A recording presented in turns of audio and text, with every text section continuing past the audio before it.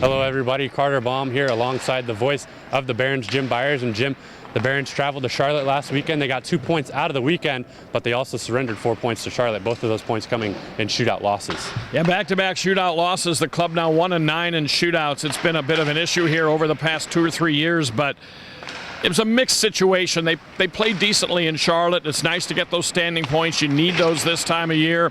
But starting tonight here against Hamilton, they're going to need to start getting some W's.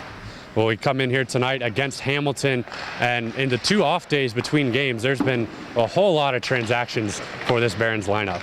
Yeah, about 10, give or take, depending on how it all shakes out. But a whole bunch of reinforcements have come from, in one case, Western Michigan University, Jordan Osterly, a defenseman. In other cases, and the other 5 players from the Western Hockey League whose seasons have concluded. 2 Oiler draft picks have joined us, Greg Chase and Jujar Kara, who are promising players out of the Western League and were involved in developmental camp for the Barons and the Oilers back in the fall. And then some new players completely into the fold. Mitch Holmberg, who was the leading scorer in the Western Hockey League, had over 60 goals this year for his club there. And also Joshua Winquist, who was Kara's teammate in Everett, Washington with the Silvertips. He was a high scorer, so they'll help offensively. And then a big stay-at-home defenseman in Graham Craig, who comes out of Prince Albert in the Western Hockey League most recently. And we're not sure how quickly all of these players are going to get integrated into the lineup, but they do offer some depth.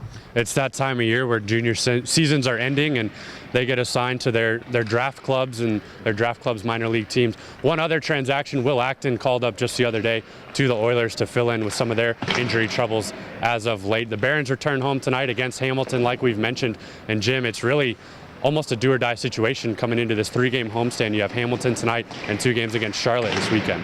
Yeah, you can't look past Hamilton tonight. They're a little bit below the Barons in the standings, but they played them very close in Hamilton last month. The Barons squeaking away with a 2-1 win, and a guy sitting over in the stands there, Mark Arcabello, had both goals that day.